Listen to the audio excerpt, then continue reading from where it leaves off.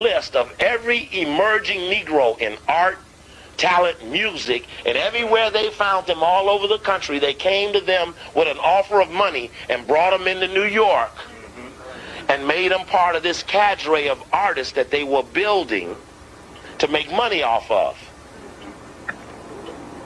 It says that upwardly mobile African Americans were at least a generation away from special cultural alienation, the insider as outsider syndrome, of which the contemporary lost generation was well publicized example. But with the decisive infusion of white philanthropy, much of it Jewish, the entrepreneurs of the Harlem Renaissance were able to mount a generation-skipping movement, diverting to its ranks men and women who in their natural course of events would have devoted their extensive energies to teaching, lawyering, doctoring, fixing teeth, and burying. Instead, they became artists, pulled out of medical school, pulled out of law school, and led into the arts versus the sciences, for which we've been accused of avoiding, not knowing that our financing of scientists was diminished, and art and music were, which is just what the fuck we still doing. Check. Every day I wake, I make my mind up. I'ma be the one, be the truth, be the way. Yeah. Every day I wake, I make my mind up. Gotta keep my mind on the, because they only telling their side of the story. Out here telling lies like they on Morid. And poor rich kids get their money on phone it. But down here in the hood, yeah, we know Forex. We growing up.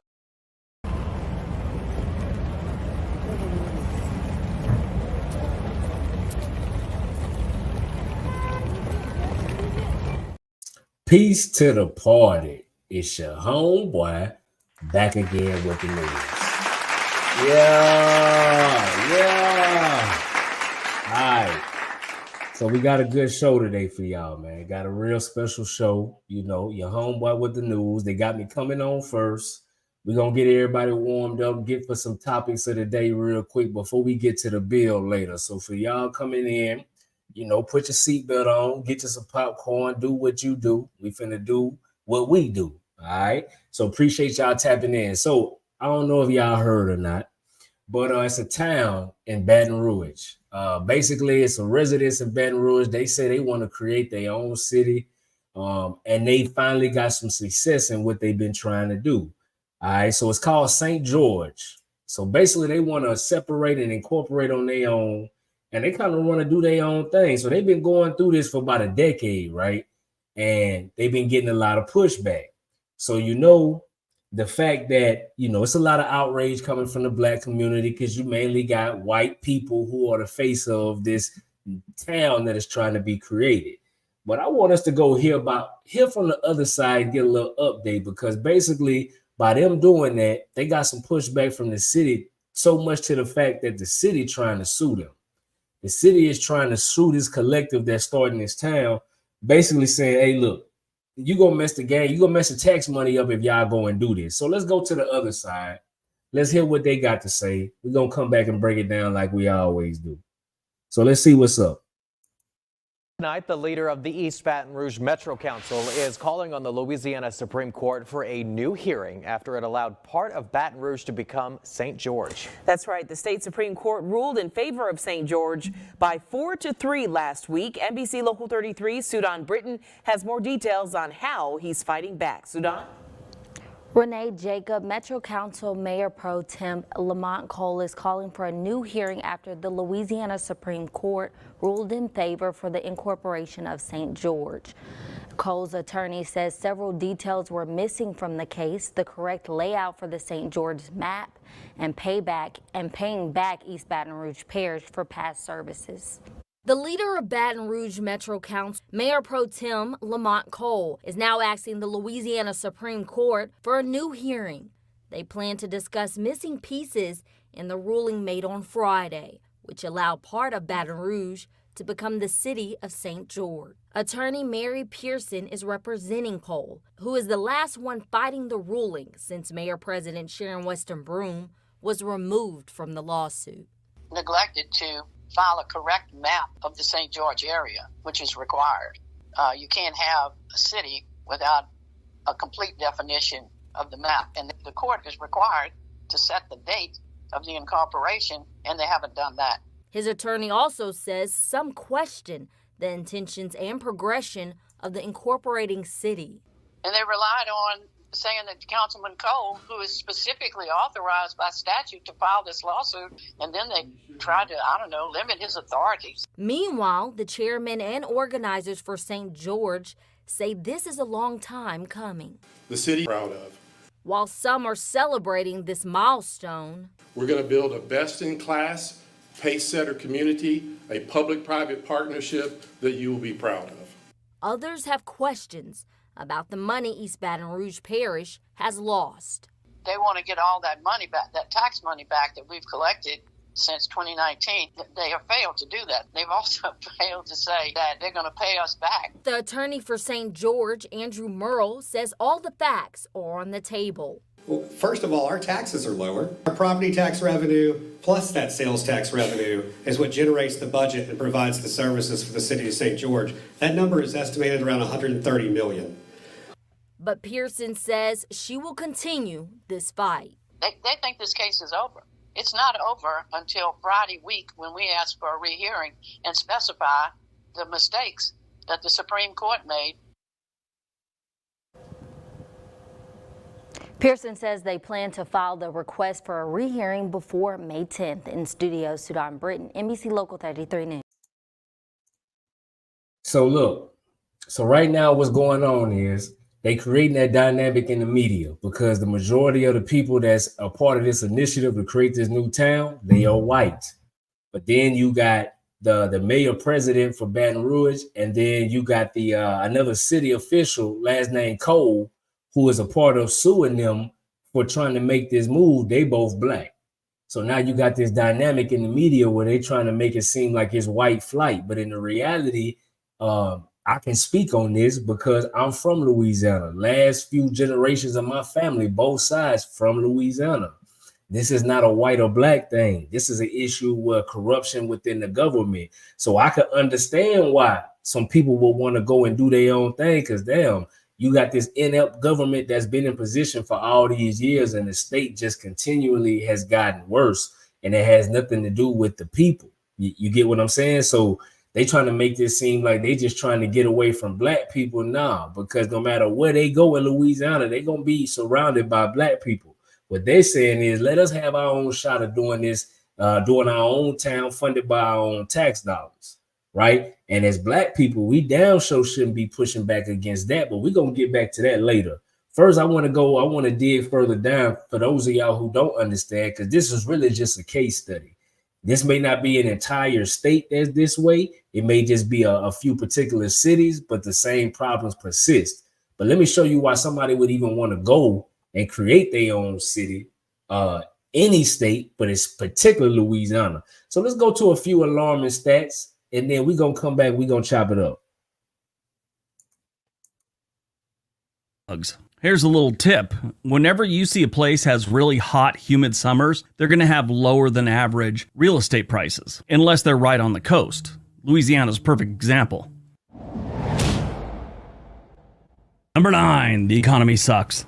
The Pelican State has a weak economy and has been struggling to attract new businesses and jobs since forever. This has made it difficult for people to find good-paying jobs and scratch out a living in Louisiana without having to go down the bayou and, fish for your dinner. Sure, that sounds like fun until you have to fish for your dinner. But when people can't find decent jobs, they go other places looking for a way to make a living. Economic problems always lead to a higher poverty rate, and Louisiana definitely has a higher poverty rate. In 2022, the poverty rate in Louisiana was about 19.6%. At the same time, the national average was like 11%. I say like 11% because it changes just about every month. Louisiana stayed solid at about 19.5, 19.6.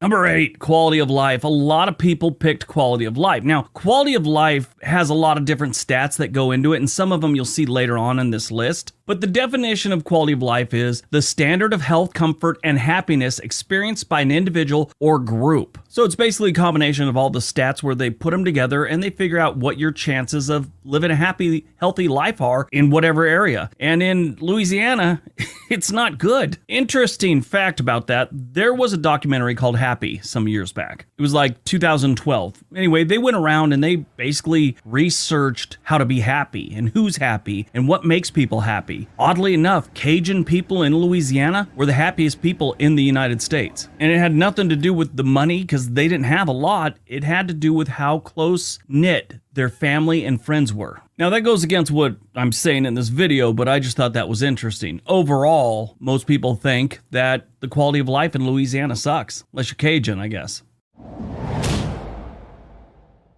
Number 7, education. Louisiana seems to be the place where reading and writing go to die. According to different studies and Area Vibes, which gives them an F, Louisiana has some of the worst public schools in the country. This makes it difficult for children to get a good education, obviously, and it can discourage families from moving to the state because of it. One of the reasons I left California is because my kids were getting a horrible education at their high school. It was overcrowded, understaffed, and under-budgeted. When I moved up here to Oregon, my oldest was a freshman in high school. I knew the schools weren't great in my area, which was a upper middle class neighborhood, but until he got to the high school, yeah, that was it for me. That plays a big part of decision making for state to state migration for families. Number 6, crime. I'm surprised crime didn't show up later on in this list, like number 1 or 2, because Louisiana's got some serious crime. New Orleans has really bad crime. Shreveport has really bad crime. And Baton Rouge, the state capital, is one of the most dangerous cities in the United States. The violent crime rate in Baton Rouge is 222% above the national average. Their overall crime rate is 139% above the national average, meaning you have a 1 in 18 chance of being the victim of a crime every single year. Number 5, the infrastructure sucks. Yeah, it kind of does. Let's just start with the basics. The roads in New Orleans and in Baton Rouge and pretty much everywhere else in the state, budget and weather are the enemy of the roads in Louisiana. I was just in New Orleans back in January, and if you just look down at the ground, you would think you're in a third world country. That's how bad the roads were. The bridges, and they got limited public transportation. Now, infrastructure also plays into how many schools, how many hospitals do they have, things like that. They don't have a lot of either. But it is definitely hard to get around in all the major cities of Louisiana. It's all because of infrastructure. So let me ask you this. What was just detailed in this video, and it is all 100% accurate. He may be an outsider. I'm from there. I can tell you all of these things are true. Most people only move away from Louisiana because they have to for opportunity, because it's rich in culture, history, tradition, all that shit. You know what I'm saying? Very, very fun place to be. But the economy that was created within the governmental system is terrible, bro. So now here you are decades after decades trying to withstand in this community. This is not a white thing. You got plenty of black people who feel the exact same way, that they tired of the school system, all the historically black schools all being revamped, turned to charters, you know what I'm saying, downsized or made K through 12. It's a big problem going on, right? But you got people that are trying to push to us, oh man, these white folks tripping. No, they not, bro. They exercising a constitutional right to goddamn be out here and lobby against their politicians on their own behalf, right? So, you know, I'm just your homeboy with the news. Y'all may just think I'm talking. So, you know, we also come with some game. So I'm going to go over here. I'm going to take you to a little high-level overview on what it actually takes to make a town. This ain't no far-fetched type of situation. So let's break down this game. We're going to come back. And then for those of y'all who ready for the bill, we're going to get to that shortly after. But let's chop up this game real quick. We're going to come and get right back at it.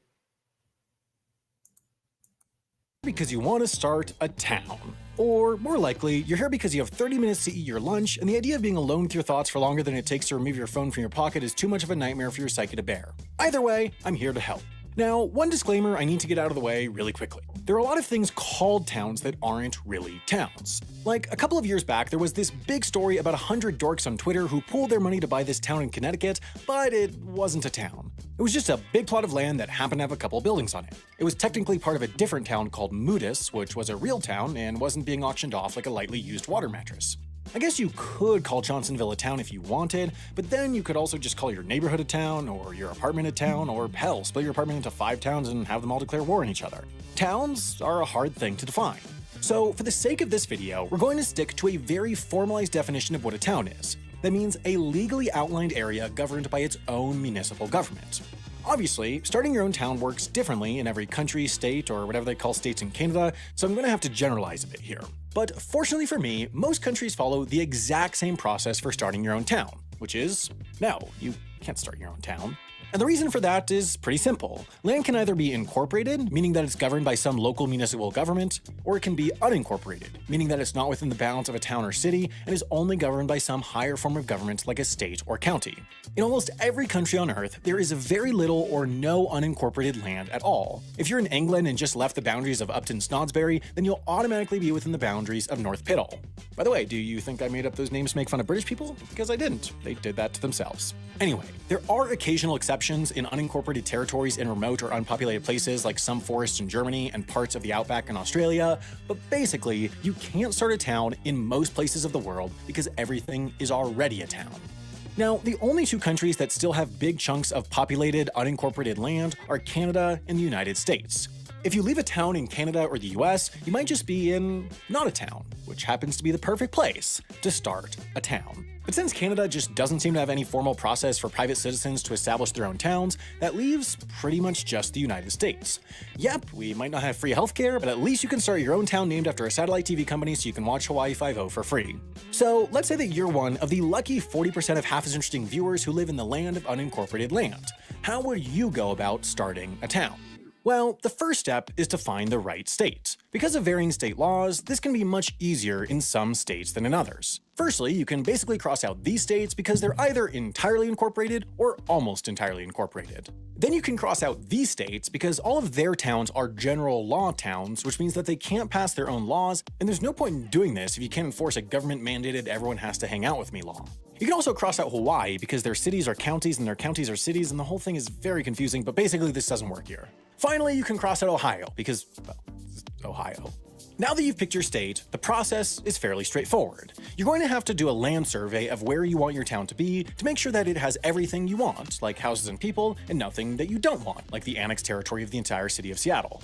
This part is especially important because some states have minimum requirements for how many people are needed to form a town. In Arizona, it's 1,500, in Maryland, it's 300, and in Idaho, you might need to drag people over state lines to hit its limit of 125. Once you know who's going to live in your town, you're going to need to get a petition signed by some of them. Usually it's a percentage of your population, sometimes it's just a flat number, and in Florida you can apparently just skip this step altogether. Then you take those 2 things, along with a proposed town name and usually some sort of formal plan for providing things like police, firefighters, and garbage disposal to either a local judge or the state legislator, who then gets to decide whether your town is a town. The real question is, should I do this? And the answer is probably no, but there are a few reasons why you might want to. After all, being able to pass local laws lets you do cool stuff like banning Jews from living there. Wait, no, that is probably unconstitutional and not cool. Please don't do that. A better example would be the one I gave 2 videos ago, where Disney founded several cities in Florida in order to run Disney World with basically no government oversight. They can manage all their own utilities, run their own emergency services, and regulate their own land use. But that, obviously, isn't a super common reason for founding a town. Usually, towns are founded because there was already an unincorporated community somewhere, and they wanted to get official government recognition to stop another nearby town from absorbing and replacing them with a single giant Starbucks. That being said, founding your own town is still a giant gamble. You'd be cutting off all the services that your county would provide for free, and all your neighbors would be at constant risk of falling into a barren, lawless hellscape. So I got a question for our community. I wanted y'all to see this because you think it's something super crazy. This is exactly what they did in Baton Rouge. They went, the people within a certain area, the area that they wanted to go and incorporate, right?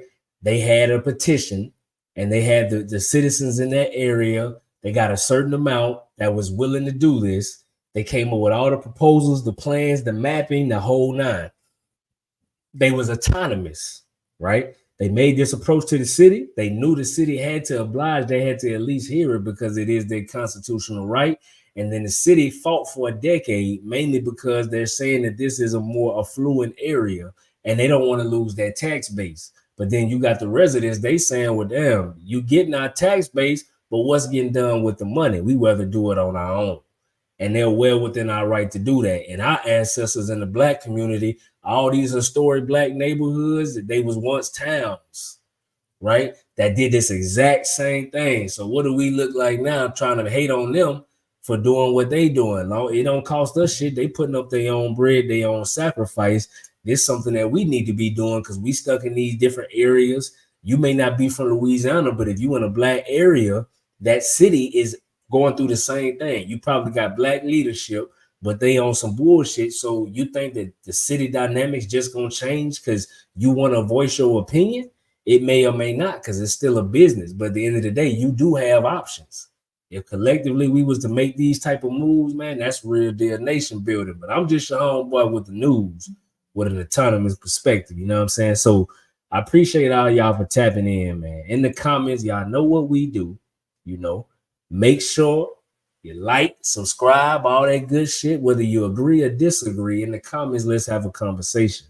This why we do this. And for those of y'all that hanging around, you know we got the bill coming up, about to break down. Basically, Benjamin Franklin had the observation of mankind, and it's been talked about lightly here and there, but we want to do a little bit more in depth. And we hope y'all got some questions in the chat, because we definitely want y'all to ask y'all questions to Lee Cummings.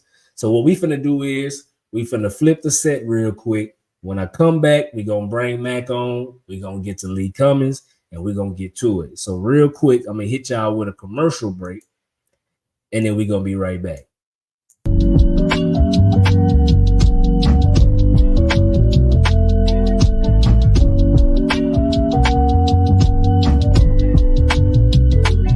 Niggas, the top 5 lister, double S drifter, separate sipping, and you know I came with it if she cute with it.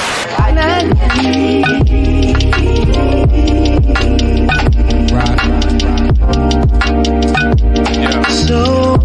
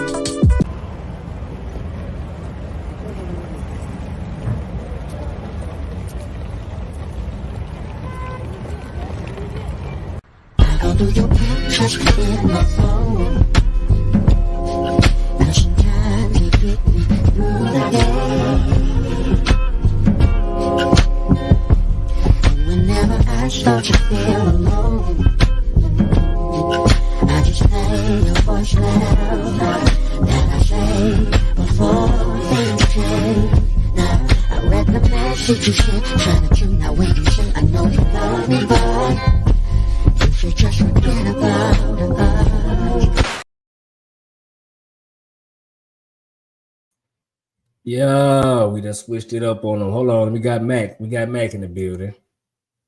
Mac, what it do? Mic check, you hear me? Yes, sir. Loud and clear. Okay. Peace, everybody. Hope you tap in for this one. You know what I mean? What's going on with you? All right, bro. So let me get set up real quick and get that video up here. And then we'll get it popping. Let's see what we have first. I think it was this one. All right, we're gonna play a little context video until Lee get here. Hold on, y'all. Yeah.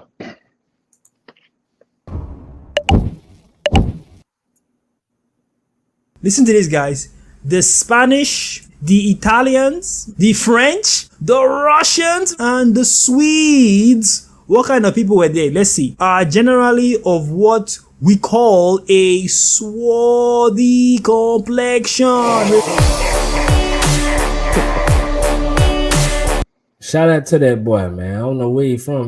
Where you think he from, bro? His accent. And he sound, I guess, might be African or heavy Caribbean. I would say. But you know what's funny though? The only people I really seen touching this, I seen some people from the Hebrew Israelite community, but most everybody else was people either from the islands or some Black Europeans or Africans. It ain't really been too many Americans who've been talking about this shit. Yeah, man, and that's the problem. I mean, because we hear people talk about all the different dynamics, but we ain't really getting the full storyline unless we get all three. You know what I'm saying? It's always three, at least, I would say. In this case, free people of color is three. You know what I'm saying? So it's three people they talking about, and obviously we always hear about the indigenous American Indian Aboriginal side being dark skinned. That debate. We obviously know that the people they're calling Africans are dark-skinned people, right? So between that narrative, but then what about Europe? It's always like, because this inferiority of us. It's the stigma on that. It's a stigma. So to talk about swarthy individuals coming out of Europe and being there for a long time, right? You know what I mean? And then now today, people want to dismiss that and just say, no, they were Africans. Like, so can you explain when the white man went into Africa and brought them into Europe? Can you explain when they got there? You know what I'm saying? So that's always been the conversation piece that we have. And I think Lee Cummings with his Negro question series, I got part 7 always sitting here because of the things I'll be wanting to ask him. Like, this is a question and answer joint. It's a little bit more though he talk about. We can go into a little bit more of his joint. Yeah, I'm letting rock out while we waiting for Lee Cummings. Okay guys, here we are on the American Dictionary of the English Language. This book was published in the year 1828. This is volume 1, okay? I want us to see the definition of the word complexion in this book, okay? You can see complexion right here. Complexion means what? The color of the skin, particularly of the face, the color of the external part of the body or thing. Basically, when it comes to the human body or the body of any object, it has to do with the color of that thing, okay? Okay, so guys, we have gone to the definition of the words swarthy, okay? Before we get to swarthy, let's see the definition of some of the words above. Let's start with this one. Swarth, right here. Can you see swarth? Let's see what it means, guys, okay? We're gonna read from number 1, being of a dark hue, moderately black, tawny. The word tawny also means swarthy as well, guys. Think of the word tawny as a lighter shade of a dark color, okay? Like, for example, you may have some light-skinned Africans today. Those light-skinned Africans would be called tawny people, while the darker-skinned ones are the true swarthy people. But guess what? They are both swarthy, okay? Swarthiness. They both Swarthiness means what?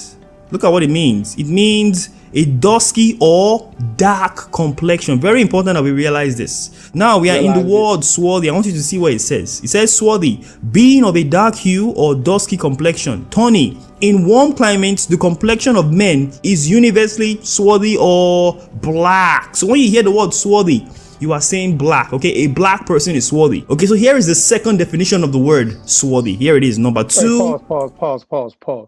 You notice he read, I ain't gonna skip nothing. See, even though he went to the second part, right underneath it where he says swarthy, you see where what happened? Go back. Nah, I see you're gonna get it bigger. All right. Okay. But either way, in that part where that first definition where it says swarthy, where you go when he stopped there, it says universally swarthy or black. But then right after that, it said the Moors, Spaniards, and Italians are more swarthy than the French, Germans, and English. He jumped from that part to that part. Yeah, I wanted to make sure they hit it. That right does though. It's done though. Go ahead though. You can go ahead while we wait for Lee. Go ahead though. Do a little more what he's saying. What is it? Black as the swarthy African. So Africans are swarthy people, okay? The word swarthy means black. Very important that you understand this definition, okay? So let's move forward now. Today, we are going to see what Benjamin Franklin, guys, one of the founding fathers of the United States of America, what he had to say about the world in the year 1755. Very important information, guys, okay? We're going to gain this information from this 10-page essay that Benjamin Franklin wrote in 1755. For reference, America was founded when? July 4th, 1776. This book we are reading, this essay, was published in the year 1755. Look at it right down there, guys. 1755. Okay, it's called Observations Concerning the Increase of Mankind and the People. Right there again. So he says 1755 on the joint. Yeah. Right? But you know, we always see, funny enough, National Archives, the source that we're reading from. I just want to make sure I say this live now, that I'm looking at it right now on my phone right now. I know it's kind of hard for you to see that, but you see it says 1751? Yeah, I can see it. You see it says 1751, right? Yep. All right, and that's nationalarchives.gov. So I just want to be, because some people be, you know, real picky about these things, you know what I'm talking about? So I don't want nobody saying anything, but either way, 1755 says published 1755. I don't want to make sure you people catch this. You gotta be clear. Okay, so go ahead though. You go ahead. All right. Of countries, guys. Okay, so we're gonna go to the final page of this 10-page essay, guys. We're gonna see very valuable information about what humanity looked like in many parts of the world, including Europe, guys. Here we are on page 10. This book published by Benjamin Franklin. He's the man that you have on your $100 bill, guys. He's a very prominent guy for them to put his face on the biggest dollar bill that the United States has. Okay, so let's see what he says in the very last paragraph of his 10-page essay. Okay, let's see what he says, guys. Okay, so we're going to read from 24, which leads me to add one remark, that the number of purely white people in the world is proportionally very small. Africa is black or tawny. Remember, the word black and swarthy are the same word, guys. So you could have said Africa is swarthy or tawny. Okay, Asia is chiefly tawny. You need to understand that tawny means lighter shade of a dark color. Okay, like you might have some light-skinned Africans, like I mentioned at the beginning of the video. Those people would be tawny. Okay, that was the color of people in Asia, guys. Okay, in the America, listen to this, exclusive of the newcomers, they were wholly tawny. They were tawny people. That's what it's telling you here. Okay, now let's go to Europe. And in Europe, listen to this, guys, the Spanish, the Italians, the French, the Russians, and the Swedes, what kind of people were they? Let's see, are generally of what we call a swarthy complexion. Remember at the beginning of this video, guys, what did that dictionary published in the year 1828 say about the word swarthy? Hey, you know what's funny, Mac? Because we sitting here, I was trying to, so it's not that many white historians who really want to go on record and stand against this. I seen a few people, like little clips where they was trying to explain this swarthy and trying to downplay it to basically like having a tan. We didn't have people come around us to say that, but it's clear as day that even in the observation, you can tell that's not the case, because he clearly saying that not white. Because if that was the case, he wouldn't have to say that. It wouldn't be no, because you can tell a white person with a tan versus somebody who, you know what I'm saying? Like, come on, bro, they got to cut the bullshit. They wouldn't even nitpick to that situation if they needed, and they was low on the amount of white people. You know what I'm saying? Hello, Mac, you on mute, bro. My bad. You can tell the difference between a person that is tawny and a person that is white. Yeah, because a person that is even tawny is going to have a more, I guess they would say, dusky complexion. You know what I'm saying? And hey, if you got mixture now, you could be dusky. But if you pass, I guess today, would you? I know it's kind of. Let me ask you a question. Would you say Drake is tawny? I mean, yeah, he definitely. You could tell. You can see in the differences of him that, you know what I'm saying, against just what your common, average, everyday white person. But he's definitely on the lighter because in Louisiana, we started the video talking about Louisiana. We got super light-skinned people who you can look at their features and you still know they, you know what I'm saying? Right. They got goddamn, the hair is the same, you know what I'm saying? But they super light. And that is the problem in the first place that we got, you know what I'm saying? People not understanding this though, because I was just saying this last night, Drake, you know what I'm saying? He white passing in some cases too though. Oh, you already know, just like back in the day, right? It was white passing. Exactly, white Hold on, passing. Lee Cummings pull up on us. Hold on. Okay. Lee, check. Can you hear us? Yeah, I can. He screen black though. Yeah, he might got the cover on. He got the cover on. That's right. He got yes, sir. You know peel off. Yeah, I can hear y'all. Can y'all hear me? Yeah, we can hear you. Right, I'm with you. Yeah, you got your camera black though. Hey. Oh, you know what? All right, there you go. You getting close. Coming out the cave in Chicago. Yeah, you coming out the cave in Chicago in the basement. I scheduled 2 shows Look on at the that. same night. Oh, he got the busy tape man. on that. Take the tape off. I knew it was coming. Peel it off. I scheduled 2 shows on the same night. I forgot. But see, but y'all got juice. So I dissed them to hang out with you. Oh, you dissed them? Oh, man, we doing it, catching the people out here like Drake and Kendrick. Now they're gonna be mad at us, man. Right. We already got niggas mad at us, Negro. They lames anyway. And you know more. Oh my. Yeah. What's up? What's up with you? Man, you already know what it is. I be out here, man. It's real. I just got through handling some nation business at McDonald's, a table full of ministers, dumb ministers. Is it dumb ministers? Damn. Dumb. A bunch of dumb ministers. Why you say that? Yeah, hold on. A lot of them, they can't read, write, and pronounce, enunciate. Yeah. And they don't know how to divide the scriptures. But they just regurgitating? Yeah, they just read scriptures. They think reading the scripture is wisdom. That ain't what you know how to read. You read a scripture, but you can't rightly divide the scripture. Mm-hmm. So that was that took most of my morning. So what we got? We doing Benjamin Franklin? Well, yeah, you already know what it is. 1751 Observations of Mankind by Benjamin Franklin. Right. I obviously have the source. We're gonna pull up. We were playing a clip of somebody. He sounded like he's from Africa, in my opinion. I might be wrong, but he was talking about what the topic of discussion with you. We were just buying time. You know what I'm saying? But since that right there is big on the screen, you see what it's saying there, right?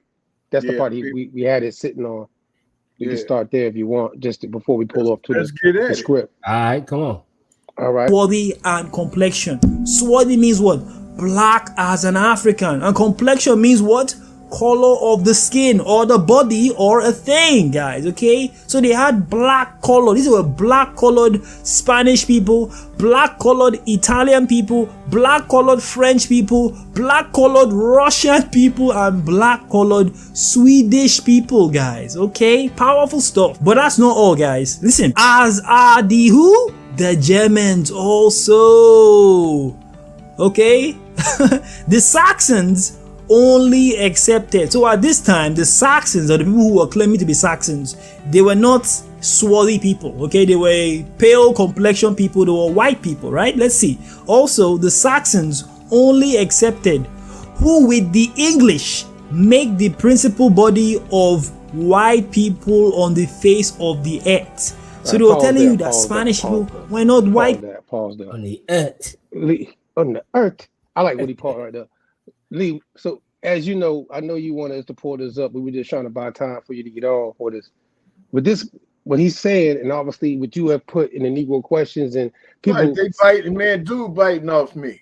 And this all, hey guys, take him down, take him down, Monte. See what he's biting off me. We give all praise to the Creator, right? The Most High.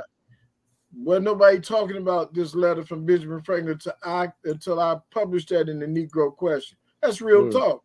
And so this African, see, the African has the same problem that the so-called Negro has. The African has been, when the whites colonized Africa, you know what they did, right?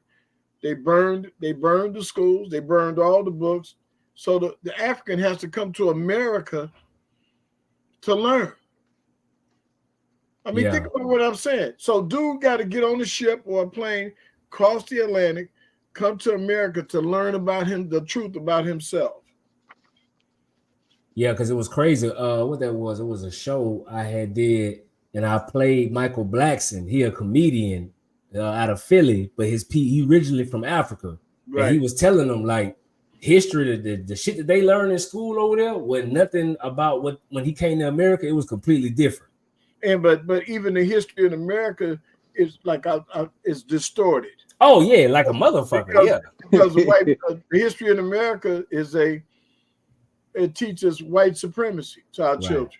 Exactly. That's that. I mean, from the time that he's 5 years old until the time he graduates from college, he's taught white supremacy, and he's taught to be a laborer.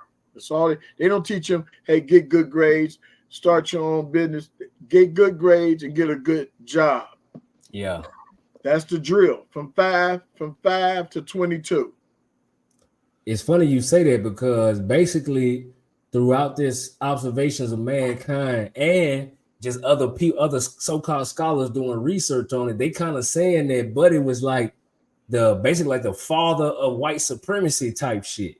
Who, Benjamin Franklin? Yeah, in his sayings of basically trying to increase the whites against the white people. But he was like, you know why? But did you hear part of one of the paragraphs said, pull up the source. We are scouring. He said we are scouring the planet. It says I know this by heart, bro. He said we are scouring the planet, trying to clear the trees so that we can find a place of our own. What does that tell you? That tell you that Europe didn't belong to them.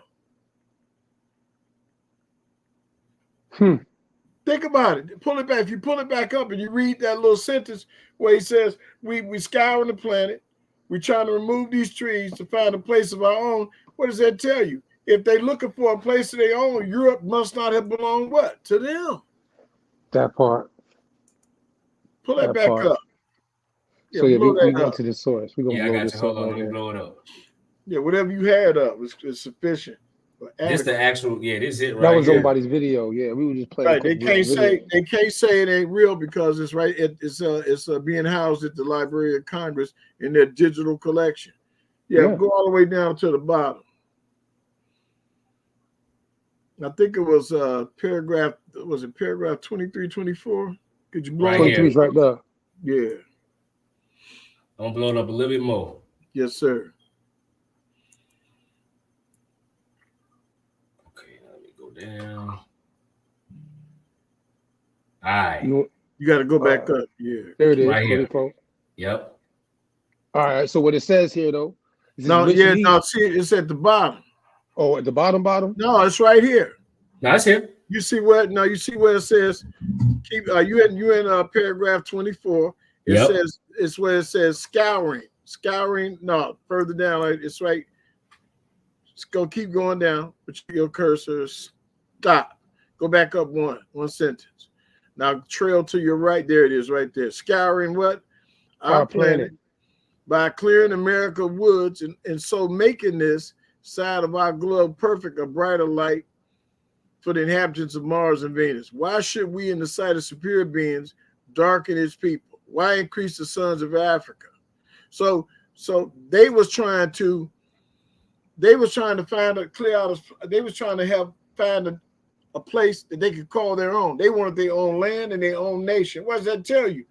And he just got to tell you at the very beginning of the paragraph that the brothers was running what? Europe. Yep. Yeah. This history, they won't allow this history. We call this the eyewitness account. Now, and I know I talk a lot, but check this out. Go ahead.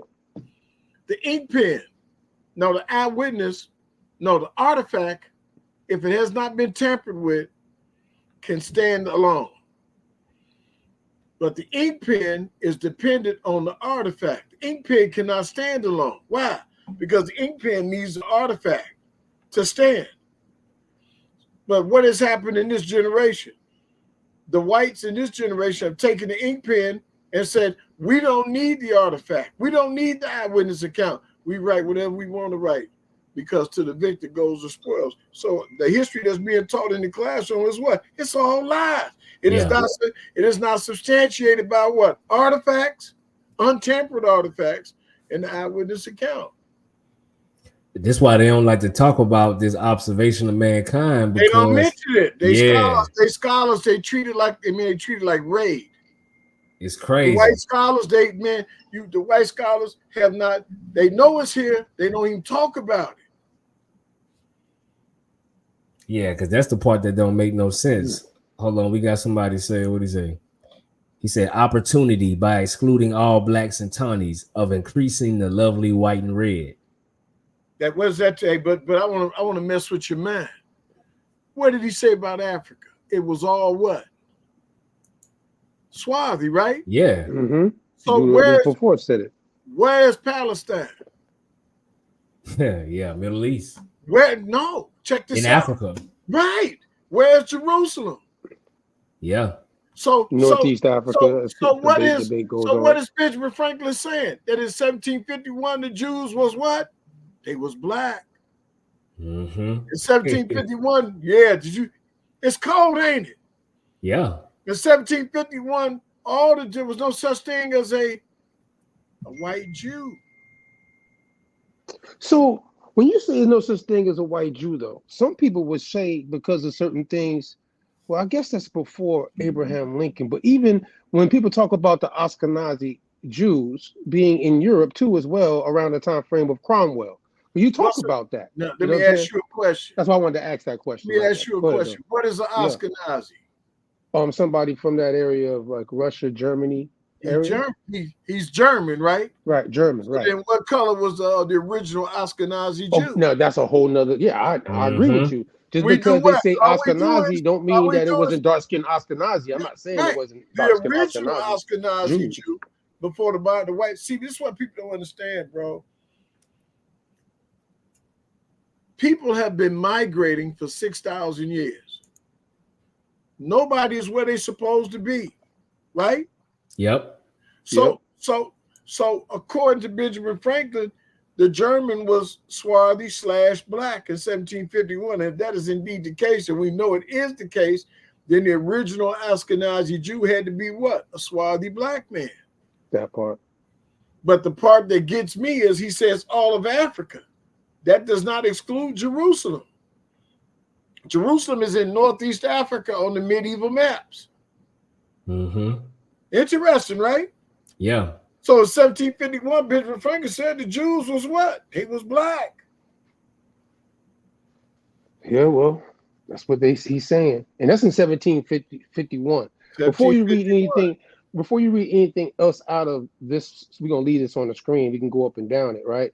Yeah. In your book on page 194 out of Negro Questions Part 7, you actually go into with the Benjamin Franklin, but it's kind of a little bit before. In the source, I'm trying to find where I want to start at.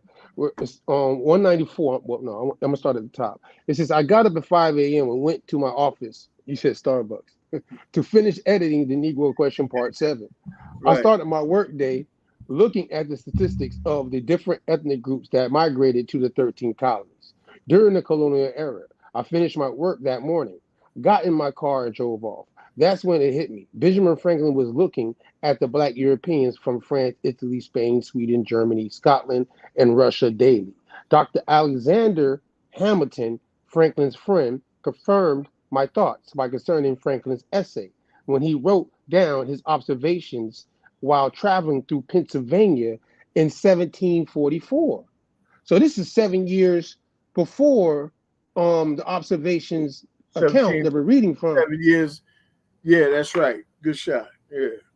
So there's people in Philadelphia, like they're saying that he's Franklin's essay when he wrote down his observations while traveling through Pennsylvania in 1744. He's traveling. So even now today in Pennsylvania, they have a section of Pennsylvania that they call, down in Philadelphia, they call it Germantown. Right. Yeah. Even to this day. But the only thing that happened was what? They displaced the black Germans and brought in white folks and called them Germans. Yeah, the Germans. Yeah. You see what I'm screaming? Yeah. Oh yeah. Yeah, I see. You can got a screen. You can whisper that. That's easy. See, but this thing, like the brother that chimed in is, and the brother he broke off a piece of a quote about how the Gentiles or the whites that they were the minorities, but there's a reason that they're minorities, and people always they want to pick up on racial tones and racial innuendos, but we're not about that. We're about the truth. The race has nothing to do with truth. Race is something that children play with, you know, and they make it a hate game and it kills the truth. Listen, man, there's a reason why the Europeans have a low birth rate. They involve themselves in acts against humanity. That's the best way I could say that without coming across as vulgar. Well, it's vulgar enough. Their sexual lifestyle, it goes against humanity. Some of the things that they do. You know, matter of fact, on that same page, before you go back to this right here, on this same page, you say that this doctor, the actual, before I say that, it says Mark L. Harris, Penn State University. Yeah. Dr. Alexander Hamilton, Pennsylvania, 1744. It says, I dined at the tavern with a very mixed company of different nations. There were Scots, Germans, Irish, Dutch, Roman Catholics, and Jews. He says, Franklin. Hold on. Yeah. But if you tap back into Benjamin Franklin in 1751, all of those people are what? Black. He said he was sitting at the table with what? Black folks in a what? Inside a tavern. Right. Yeah. That's what I'm saying. I want to make sure that's guys. It implies what? That they were all free men. Yeah. Free. Yeah, that's another thing that people need to know.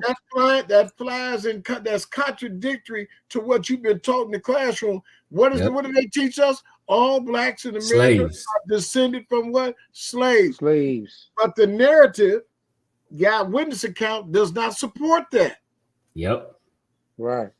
Now, on the next page, 195, continues and says Franklin and Hamilton mention the same nations, but Franklin informs the reader that these nations were swarthy/black.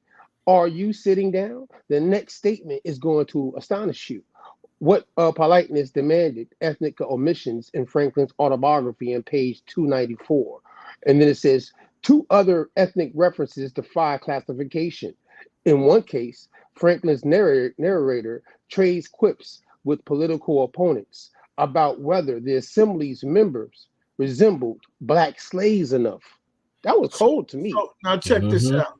So now these were the colonists. Remember, right? It said to be being at the end though. It's saying, matter of fact, I'm gonna read that again. It says, I stopped. I shouldn't have stopped. It says 2 other ethnic references defy classification. In one case, Franklin's narrator trades quips with political opponents about whether the assembly's members resembled black slaves enough to be sold for refusing to obey the governor. That's the full sentence. But they said that the blacks that were on the East Coast were what? Were runaway slaves. That's what they told us, right? Right. That the blacks that made it to the North was running. Then how is it that now these same blacks are writing laws and policies for the colonies? Right. It's a put your thinking cap hat on moment. So what you're reading is, in one breath he says, are these brothers black enough to be sold as slaves? And then in the second breath he's letting you know that these are the policy makers. Right. Right. They writing laws, they writing policies, and they had enough power to tell the governor, we're not doing nothing you tell us to do. So this tells you what? This document tells you that the original colonists were indeed what? People of color. Right. Matter of fact, you can go to the observations link again, Monte. I want to just read those 2 that things. Brother right there, Noble Imhotep. He's right. Race was created to separate humanity and is made up of a construct, but there was a timeline attached to the construct, brother, and that timeline was 1800. 1800 was the first year that the whites in Europe took a census. It was after they had eradicated the Negro presence in Africa, and then they took the census, and then you get this thing called racism to separate the masses, so that the alleged elite, that 1%, can control the world. So that brother's right, huh? No, I was just giggling at what you just said. Control the world. You know what I'm saying? It's an interesting situation going on, and I think that people just don't understand that. So we got to get, you know what I mean. And shout out to my man Imhotep. You know what I mean. And shout out to everybody else in the chat. You know what I mean. That's tapped in with his live. You know what I mean. This but you want to go? Is there anywhere else that you want to highlight before we just start? Hey, real quick, parts of this. Go ahead. Yeah, I want to bring a part to both of y'all. So this one part right here, this real interesting when it comes to the topic of slavery and what was going on. So remember, it's 1750s, right? So this part right here, 12. I'm gonna read it to y'all. It said, "'Tis an ill-grounded opinion that by the labor of slaves, America may possibly vie in cheapness of manufacturers with Britain. The labor of slaves can never be so cheap here as the labor of working men is in Britain. Anyone may compute it. Interest of money is in the colonies from 6 to 10%. Slaves with one another cost $30 sterling per head. Reckon then the interest of the first purchase of a slave, the insurance on his life, his clothing and diet, expenses in his sickness and loss of time, lost by his neglect of business. Neglect is natural to the man who is not to be benefited by his own care or diligence. Expense of a driver to keep him at work, and his pilfering from time to time, almost every slave being by nature a thief, and compare the whole amount with the wages of a manufacturer of iron or wool in England, you will see that labor is much cheaper there than it ever can be by Negroes here. Why then will Americans purchase slaves? Because slaves may be kept as long as man pleases or has occasion for their labor, while hired men are continually leaving their master." I'm going to read that part again. "While hired men are continually leaving their master, often in the midst of his business and setting up for themselves." Now I'm confused, bro. If it's supposed to be all this slavery going on, why is he saying that shit don't even make business sense? How can you just get up and leave? Makes sense to me, man. Come on, man. You know why? Because remember, the British, the black Brits, didn't believe in the slave trade, the institution, because of the Magna Carta. Yeah. Now, and check this out. That is the reason why when the blacks came over on the prisoner ships, they came as indentured servants. They served for how many years? 7 years, right? Yeah. So where they get that from? These were Jacobites. These were Hebrew Israelites, bro. Now the Jacobite part, these were Jacobites. Bring it up. We got a ship's manifest. If he pulls it up, that gives an eyewitness description of these brothers that were serving them 7 years in the 13 colonies. They look like me and you. Some was brown skinned, they was swarthy, they was tawny, some was jet black. Yeah. Period. Hold on. So this right here, this paragraph right here, it basically explains to you. This is what people don't understand. The British were not involved in the slave trade. They purchased the slave states in 1803 with the Louisiana Purchase. Right. The institution of slavery was on the landmass. 65 years later, was it 65? 62 years later. Yeah. 62, yep. They did what? They did away with it was the over. So they wouldn't even had enough time to make no money. And we wasn't about that. Blacks didn't enslave blacks. The black Protestants didn't enslave blacks. Right. But remember, Benjamin Franklin said the French was what? They was black. So the French and the Spanish were what? They were Catholics. And so slavery was based on what? It was based on religion. Not skin color. Yeah. Right. Religion. Roman Catholic. Right. Roman Catholics. The black Frenchmen and the black Portuguese and the black Spanish, they enslaved anybody that was not a Catholic. That's what people got to realize. These are facts, y'all. But because they teaching white supremacy in the school system, These type of documents were never made into the eyewitness. I always say this: the eyewitness account would never make it into the government-sponsored school system. Never. You know what? Since you said that though about the Jacobites and the 13 colonies, Monte, you know that joint I actually that we saw. I thought Lee Cummings was going to say this, so I felt like this right here, because the brother's shouting you out. So you know, always since it's a Q&A, this right here, this is what the man got to say for this little part right here, Lee. And tell me what you think about what he's saying here. Go ahead, Monte.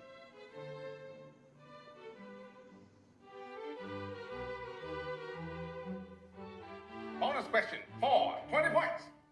What is the origin of our civil rights? The Magna Carta. No, Tom. We have been taught in the classrooms that slavery existed in the 13 colonies, but it is impossible. There was the Council of Westminster in 1102 that was held in London that ruled the particular institution of slavery was illegal. The English Magna Carta of 1215 held that all men have the right to liberty. Then there was a case in England in 1569 in which a Russian by the name of Cartwright was seen beating a slave. He was arrested and brought before the courts and tried. The Court of England ruled that the institution of slavery is not recognized in England. The reason I have cited all of these cases and laws is to prep you for the truth that slavery was not recognized in England. The Black Scottish Stuart Kings wrote in each charter that the laws of the colonies must be consistent with those of England. This is the reason why there was no slavery in the original 13 colonies. The first king to break the Magna Carta was King George II in 1752. He was not a Scot. He was a black German.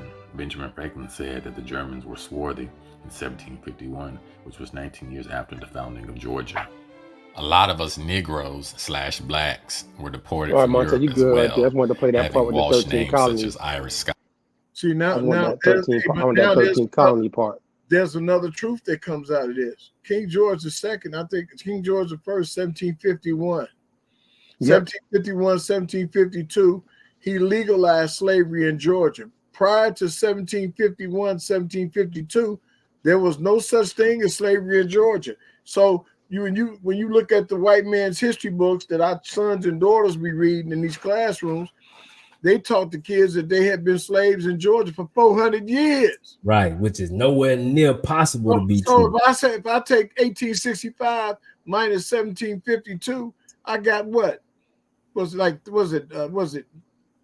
80, 90 some years?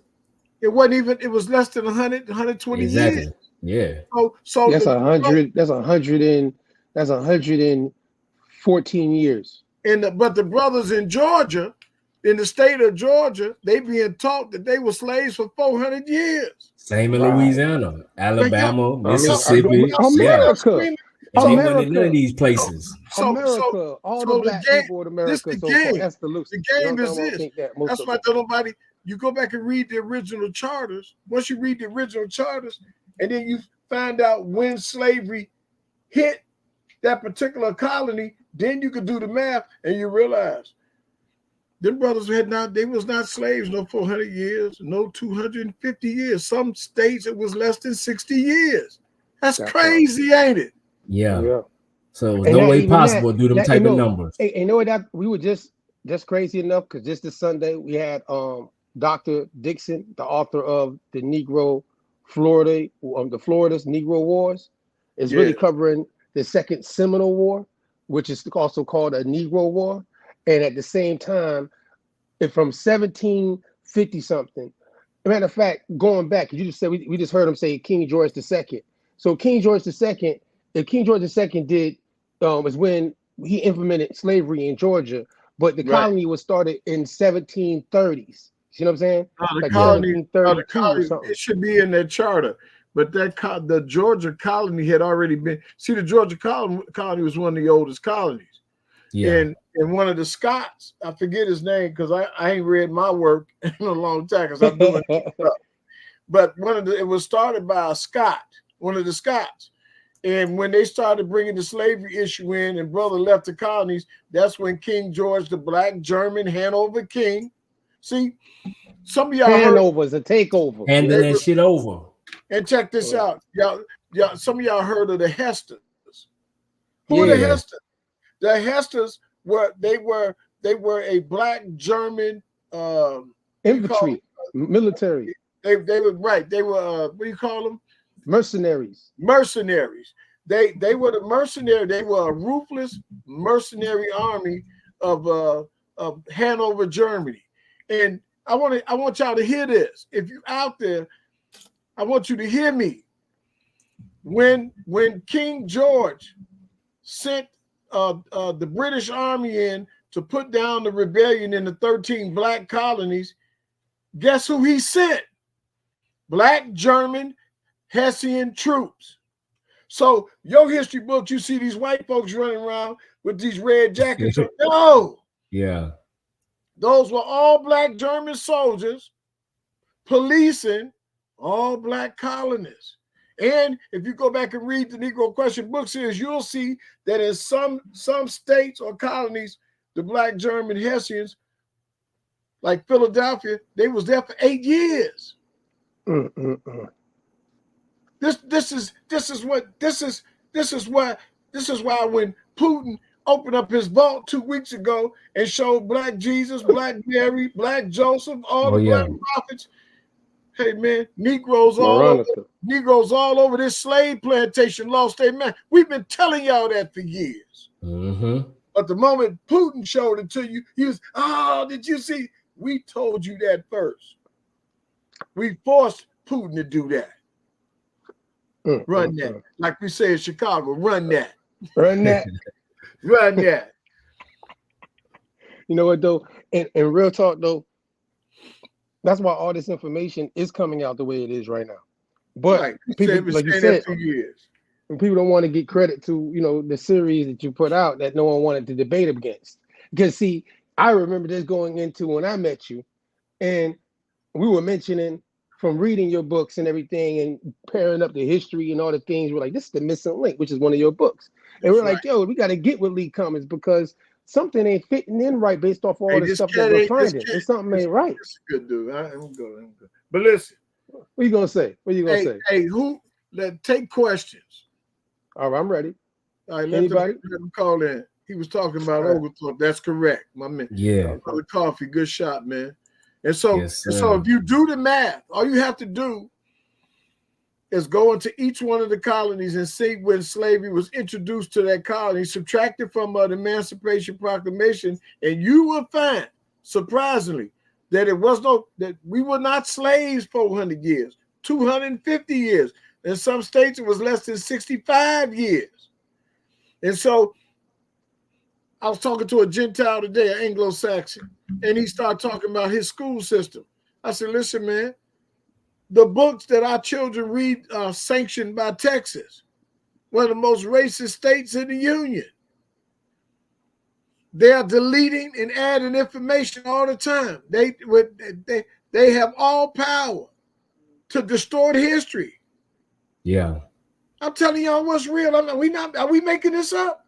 Nah, the Rockefellers and them was the one who started the public education. Them goddamn new German Jews was the ones who came in philanthropy. That's how they always try to describe that shit. When they building all these libraries, all of a sudden at the kindness of their heart, nah, they got to play at hand.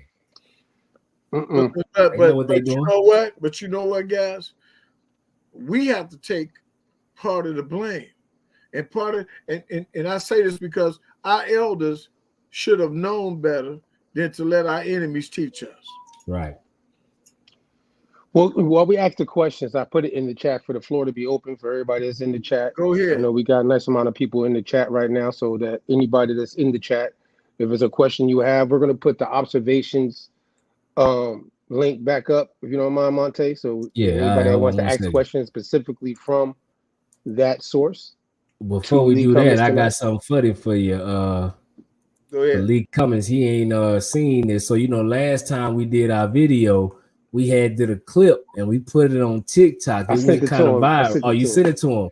Yeah, that thing went kind of viral. Boy, they in the comments talking greasy. But then we had a lot of people who was coming to our support. Like, it's a lot more folks who starting to get to this understanding of the Black Europeans, the Black Indians. So it was pretty interesting, but it went crazy on TikTok. But I'm glad Max sent it to you. Hey, man, listen. You know what they say about controversy? it sells. It sell, hell yeah. That's real. Yeah, that thing went crazy. Hey man, listen. One thing is for certain. If it had not been, I think I say this oftentimes, probably one of the worst inventions that the Europeans made was the internet. Because the internet, now we can circumvent the government-sponsored school system and go ahead. Question. Oh, no, this was Matt. Yeah. I'm just letting everybody know. Go and put them in the chat. Go ahead. But the government-sponsored school system has shut the doors on the truth. They will not allow the truth in. Yeah.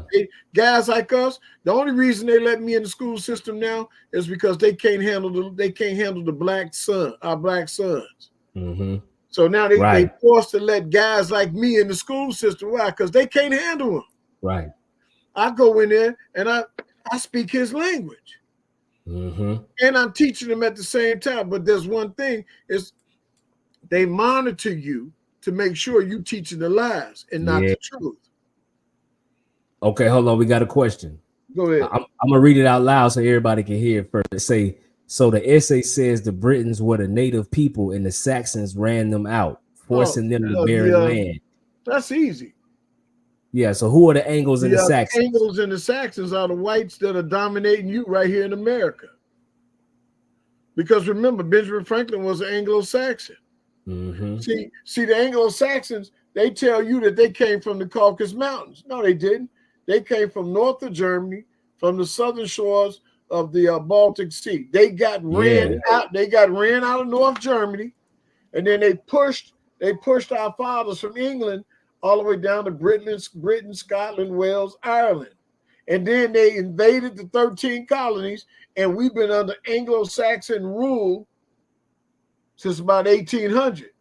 But there's a distinction that has to be made.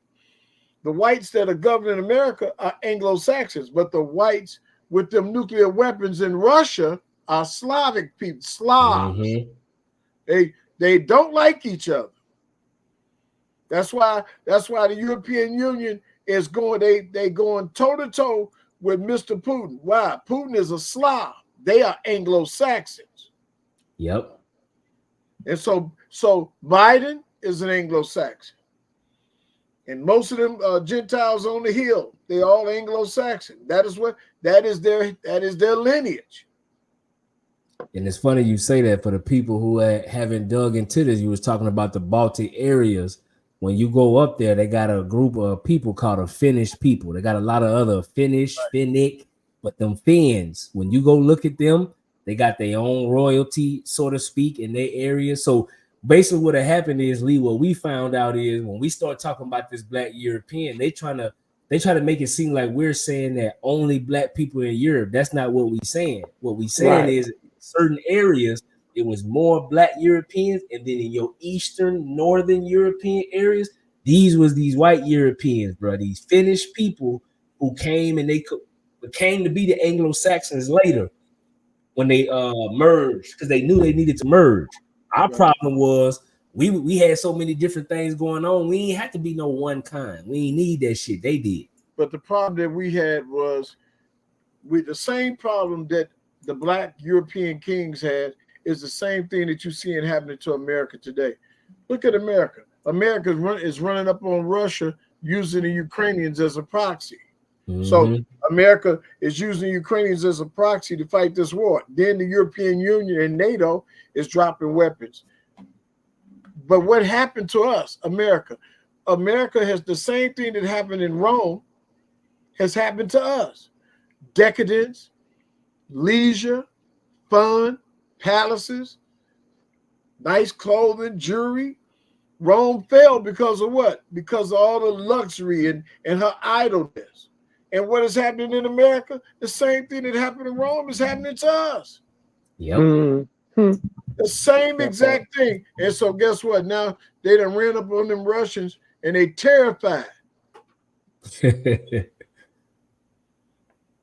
Slavs versus the Anglo-Saxons. But to get back to the brother's comment, Benjamin Franklin told you that the Anglo-Saxons and the English, those were the ones that came in the millions. You go back and look at the migration numbers or the immigration numbers after the Civil War.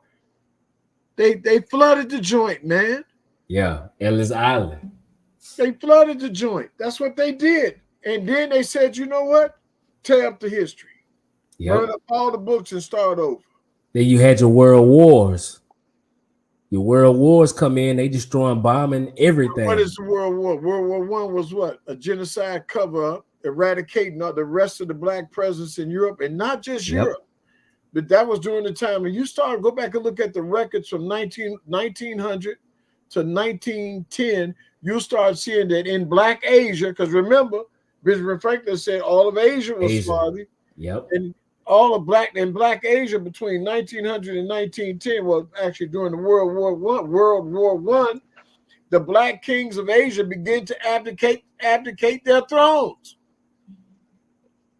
They must have got a letter that went a little something like this. If you leave the throne, you can live. You stay on that throne, we cut your head off. They was fleeing them thrones.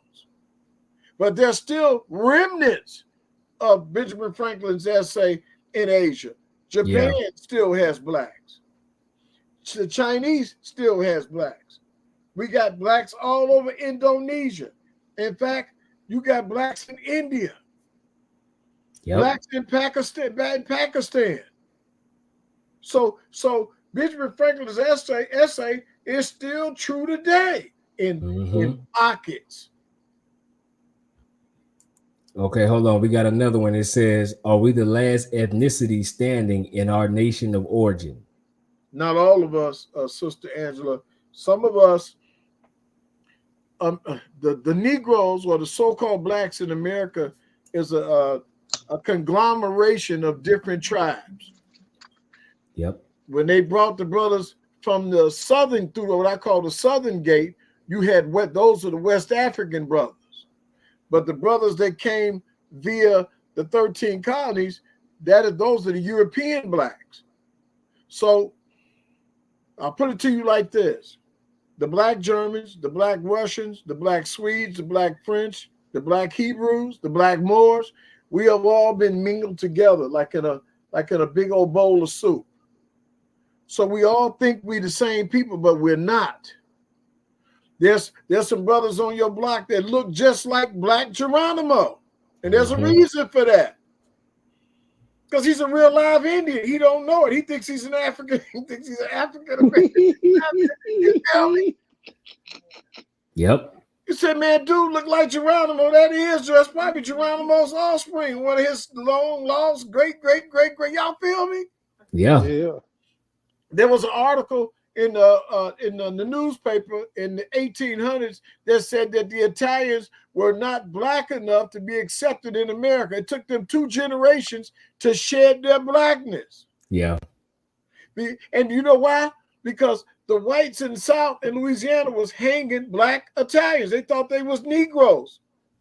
And they was like, and so the Italian government sent a message to the U.S. Embassy saying, hey, stop hanging our people. It took them 2 to 3 generations to become white enough to be accepted by the whites in America, y'all. I'm not making this up. You know what Guinea. the point? It's crazy, y'all. Yo, to a point before, to a point on your page 198, you say something about 1760 and how the population looks at this time. And you obviously are taken from sources, but it says Pennsylvania had a population of 175,000 residents in 1760. It says, and 162,496 of them were black. 39,996 were black Welsh. 70,000 were black Germans. 52,500 were black Scots, Irish, and 12,504 were white English. The Welsh/Wales represented 1/3 of the population in Pennsylvania in 1700. With this information, I was able to calculate the total Welsh population of Pennsylvania in 1760. It says, and you went in to say that Benjamin Franklin had a doubling formula. You know what I'm saying? Do you recall that? Now check this out. I want y'all to hear this. The people, y'all know this, but I'm talking about the people on the line. The Mm-hmm. doubling formula said that the population should double every what, 20 years? Right. So if you go back and you do the math and you say the population should have doubled every 20 years, then, you know, like it was allegedly it was 5 million blacks in America in 1865. So if I add 20 years to that, 1885, it should have been 10 million. 20 years. 1905. 1905, it should have been 40 million, right? Right. 1925, it should have been 80 million. So you see that right now we only sit right now the so-called Negro is sitting at 43,250,000 according to their statistics or their the last census they took. What does that tell? Do y'all know where the numbers are? Where the missing Negro is? Let me tell you where he's at. He's in Planned Parenthood. He's in the garbage can.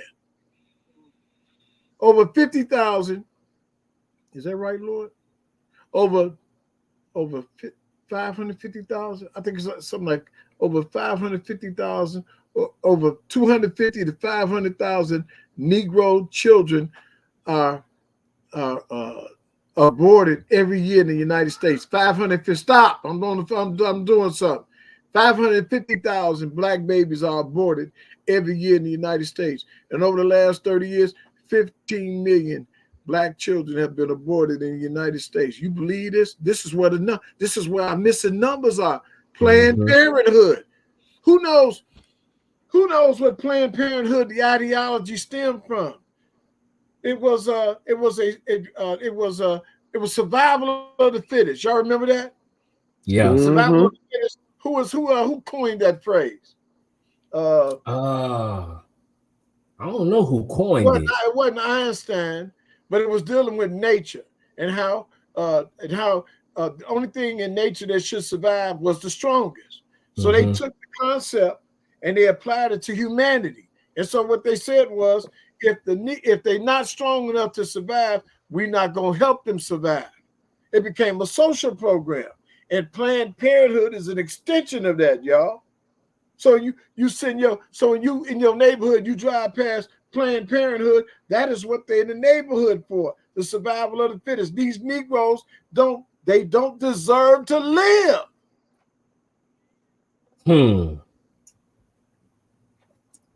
They weren't ready for the heat today, man. This is real. This is how the elite. This is how the elite. This is how they move. This is how they think. This is how they feel about us. Your children don't deserve to live. You know why? Because they're not fit. They're not fit.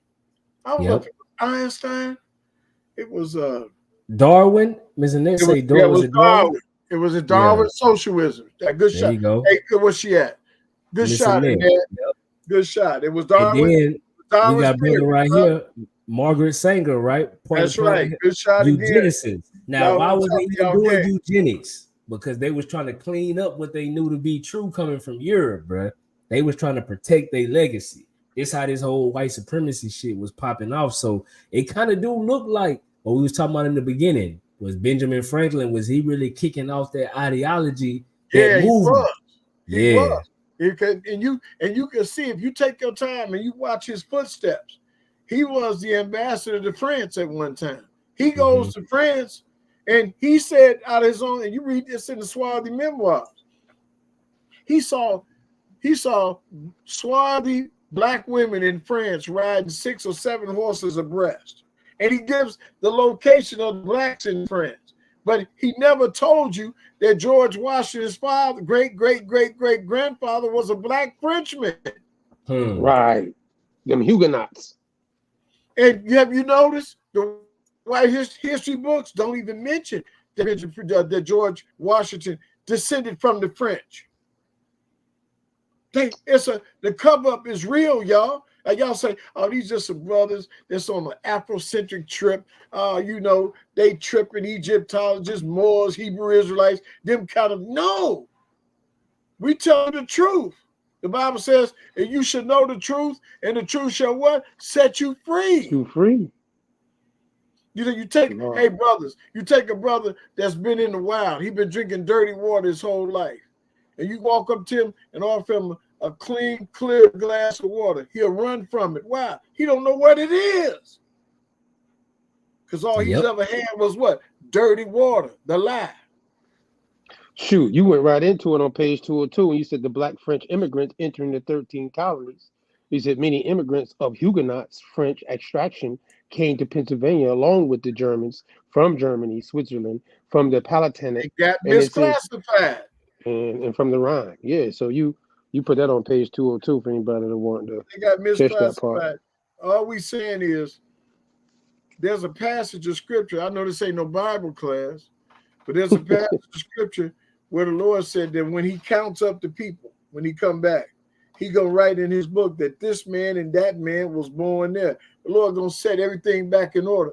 There's a scripture in Leviticus 25th chapter where the Most High said that in the year of Jubilee, I want y'all to hear this.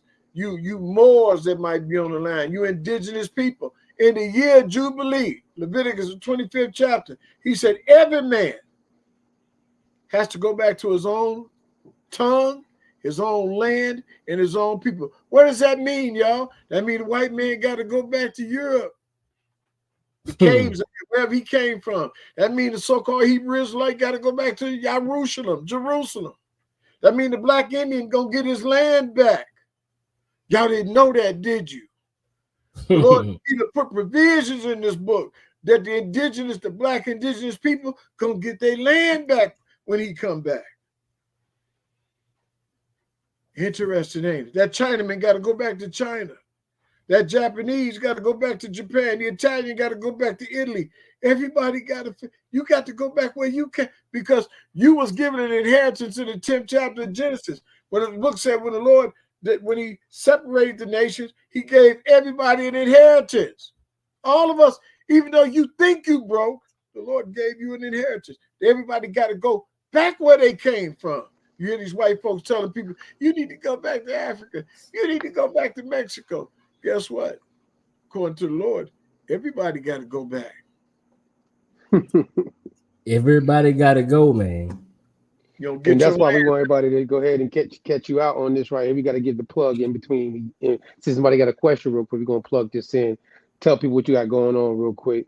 Well, I know you got classes and stuff like that. You know what I mean? So, well, this is what we're doing now. First we was charging for the classes. So now I decided we're going to get these classes for free. So all you got to do is, and what you do is when you go to church, what do? You go to church. Donations. You get a false prophet. You get a false prophet an offering. Right. So what do you pay him for? You pay him so he can lie to you. And you'll go there and he lie to you real good. You go home, you feel good about yourself. I said that. Yeah, you know. Real quiet. Oh my God. Yeah. So you pay to get lied to. So you come when you sign up for my classes, all you got to do is just pay an offering when you show up. It's $5, $10, whatever. Like the Sunday preacher tell you, child, whatever the Lord put on your heart, child. Whatever he bless your spirit with. Whatever bless your spirit right now. Your heart to do. And then this way, guess what? Now we can get this history out here, and we can teach you all how to speak Hebrew, and you do it at your own pace. So contact me, and I'll give you the particulars. But we done flipped the script on it. It's gonna be free now.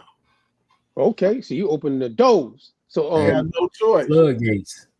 Hey, sometimes you gotta get, like you said, let the people, like you said, give from their heart. Hey, you know what? We want to teach that's how it gotta be sometimes. Listen, what are we trying to do? I respect that. And guys, and really, what we doing in essence? Buy the books, y'all. Buy the books too when you go to the class. Buy the books. Hey, we trying to set a table for a generation that's gonna come behind us. See, so they don't have to do all the research and the legwork we did. We did it for them. All they got to do is pick the book up and read. All you got to do is read. Just gotta read, man. What more can we do? Reading is fundamental. They say that these days that's too much to ask. That's the crazy part. No, I don't want to know about the history. The history don't matter. Yeah, but we were all slaves for 400 years before 1865. If you listen to Putin, and you listen to Macron, and you listen to these brothers in the United States, you know what they tell? They're not talking about Rolls Royces. They're not talking about They're not talking about diamond rings and Rolexes. They are discussing history online every day right now. They talking about the history of Ukraine, the history of Russia, the history of France, the history of Poland. That is all these white folks are talking about. And the so-called Negro, you know what he's doing?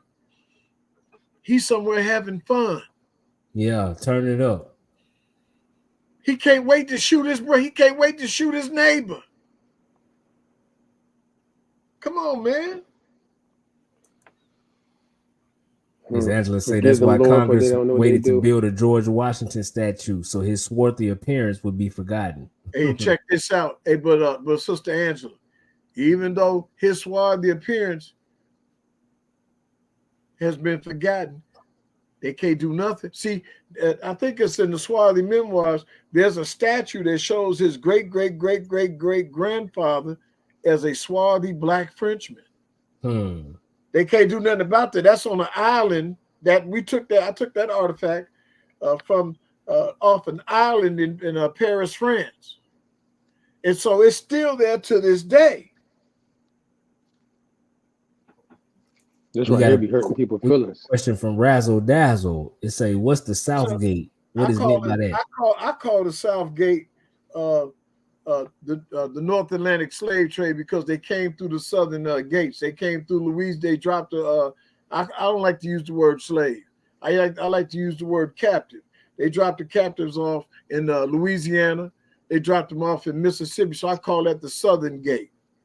But the thing about the brothers that was dropped off in the South was that some of them were, y'all ain't gonna believe this. Man, if this wasn't true, it'd be too good to be true. Hey man, I could get a little dramatic, right? Go ahead, hey, bro. bro. Hey, I'm better than Slick Rick. You know, he was a storyteller, you know. Yeah. Anyway, I ain't mad at you. Go ahead. now check this out. They took the prisoners from Britain, Scotland, Wales, Ireland, put them on the ship down in Liverpool. Go back and check the ship's manifest. It's in part 6.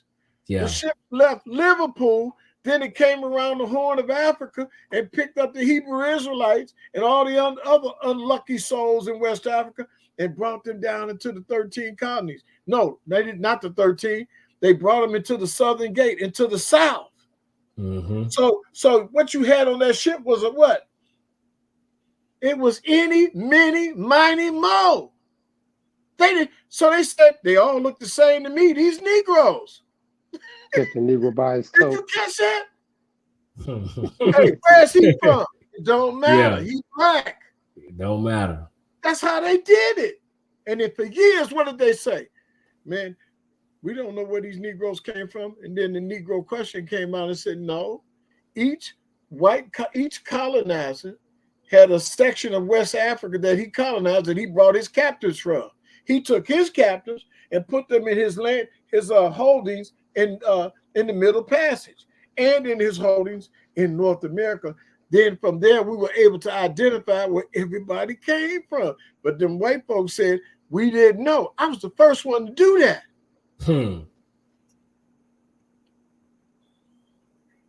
That's real talk, man. So now we got all these cats out here biting off me. Ron Dalton, you bit off me. Tell them. And if you want a debate, you come do it on here. And check this out. Hey, y'all, and if you think I'm a hater, and I am.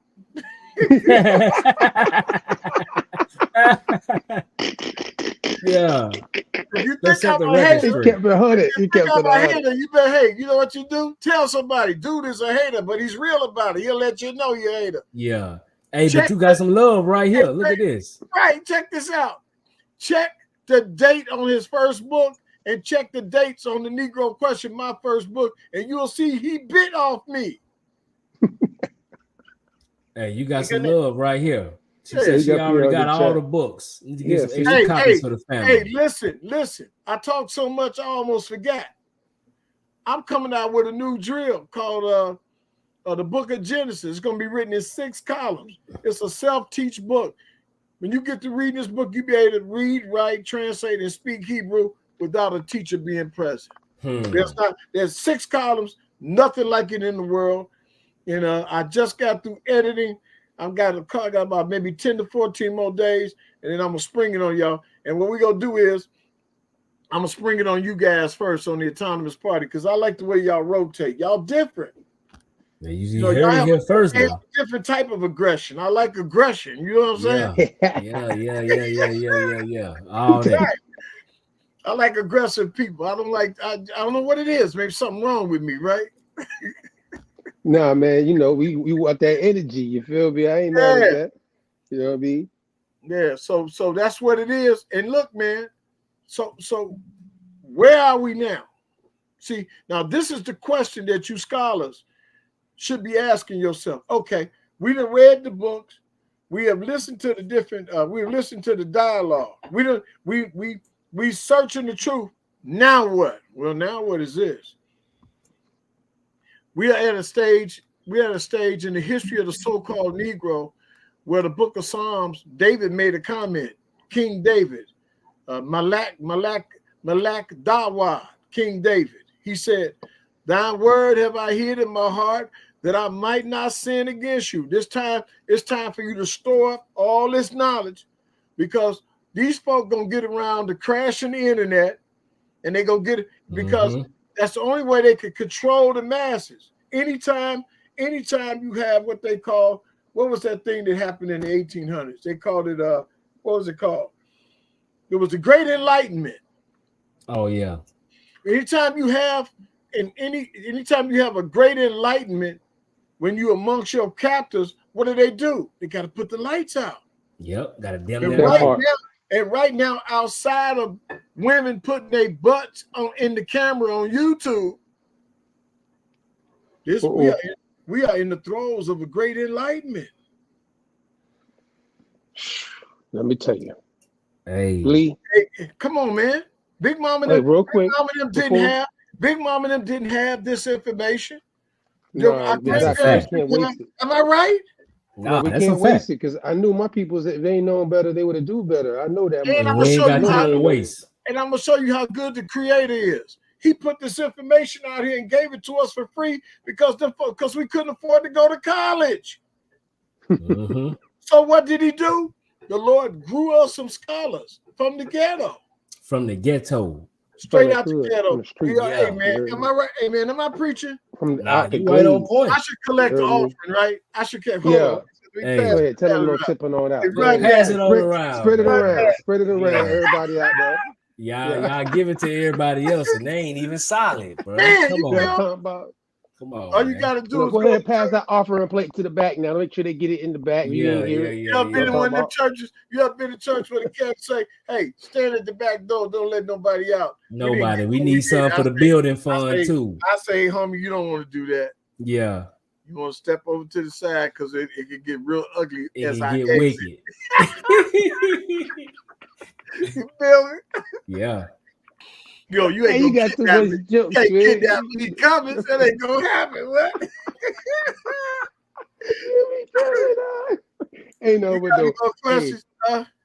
Yes, I was gonna say too. So you gotta be over here tripping. I'm gonna forget. Anybody in the chat before we get out of here? If you have any questions, hold on. Before we go any further, remember last week I told y'all to fact check me.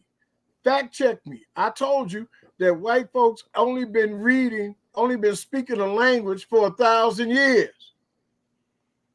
I said that. Ain't nobody called me on the chat. You know why? It's facts, bro. They was mad in the comments, but I didn't invite about 35 people to debate. They ain't come through yet, though. We ain't seen none of them folk that was in that joint. Went 30,000. It got viewed almost 30,000 times. Yeah. That one little clip. Debate, and them people didn't come and say nothing back. You know why? They was in that chat. They must have fact checked. Triggered. They triggered. Fact checked and said, "Oh no, huh? I can't even say nothing. God damn." I know, right? So anybody in the chat though, make sure anybody in the chat. Bro. Just shut it down, bro. Okay, we ain't gonna hold you. And we out of here. I enjoyed myself. I always enjoy myself. Appreciate y'all. Hey, we appreciate that. And shout out to the party and all our supporters. Right. Hey man, but for the people that show, hey, we were all supposed to fellowship together tonight. Maybe had the Lord put the fix in that they wasn't supposed to be here, they might have been Debbie Downers. You never know, you know. But one thing I say is that one thing about the truth, it cannot be suppressed. And this is what the Gentiles, the Anglo-Saxons, tried to do for the last 250 years. They suppressed the truth, man. I mean, you got to give it to your enemy. When your enemy is good, you got to give him his props. This dude came up with an ingenious plan, a paintbrush. Yeah. That's like a brain freeze, ain't it, bro? Oh yeah. I don't have to burn all the books. I just go through and paint them all right. Remix. I like that. Man, that's how we do it over here at the party, though. Shout out to everybody that's in the party. You already know what it is. If you subscribe, like, share information. Like we said, we're gonna be doing the Q&A from time to time. We're gonna pick certain things from the book series to go. But everything is people controversial, I guess, that people have been going back and forth about, so we can get him to actually answer the questions. Don't be shy. See, because y'all ask us for this, and then we give it to you, so you get a chance to pull again and ask your questions. Then you don't show up. You making us look like you know. Hey, you know. Hey, you know what that means. Maybe you know what that means, right? But every once in a while, bro, maybe you know what? I don't want to curse. But you're doing a good job. Y'all doing a good job. You know why? Because you're giving the people a platform. Not only are you teaching them, but you're giving them a platform where they can ask questions and make statements. That's the best. Hey, that's all you can ask for, man. I don't know what else to do. Right? What else you want us to do? Right. That's all you can ask for. I'm just I'm a sign off, but again, you know, we getting down the road, man, as a people. Y'all see that? Oh yeah, it's starting to come around. But you know, we got the little gunslingers. We got the gunslingers amongst us, right? The little shorties that want to be gangsters. We ain't got no problem. You know, we all used to be G's, but the little shorties that want to be gangsters, they don't understand. It's not like how it used to be. There's a time and a place for that. You know what I mean? Right. But right now, we're trying to grow the nation. Y'all hurting us. Yep. Y'all need to put them pistols up, man. Let your pistol be your brain. Yeah. And that's what we're trying to push them to, man. Trying to motivate the streets. Man, some of them shorties, man. We can flip a couple of them if we can get to them in time. You feel me? Yep. That's what we do it for. But they falling like flies around the country, man. Yep. Maroonville. That's why we did it. We trying to go reach those, the furthest amongst us, whatever you want to call them, the roads that grew from the concrete. We want all them. You know what I'm saying? There's a Maroonville everywhere in the United States for our folks that have been disenfranchised. So we Maroonville. All my folk out there. Yeah. Man, you know what? Appreciate you, Lee. Man, I appreciate the platform, man. I like coming on here. I told you I had 2 shows scheduled today, unbeknownst to me. And the other brothers, they just don't have the energy. I'm like, you know, they ain't got the sauce. If you ain't got the sauce, then you lost, Lee. This guy. Hey, you're not a rapper, are you? You a poet. Nah, man. You know what I'm saying? Just put the words together. Muhammad Ali told him one day, Ali said, I'm a prophet, I'm a poet, I'm the savior of boxing. That's what he said. Yeah. Well, look, guys, to change the game. Hey, if y'all don't need me, I'm gonna break out. Yes, sir. Appreciate you. Good. What I think we should do. Until next time. You know that fake dude, that fake Billy Carson. Yeah. Dude running around telling these people he done seen Martians. I said, dude, he'll say anything for a dime. You already know. Yeah, he just giving them the put it out there. Shots fired. Oh, that's shots fired. We got to roll his sleeves up then. Hold on, wait a second.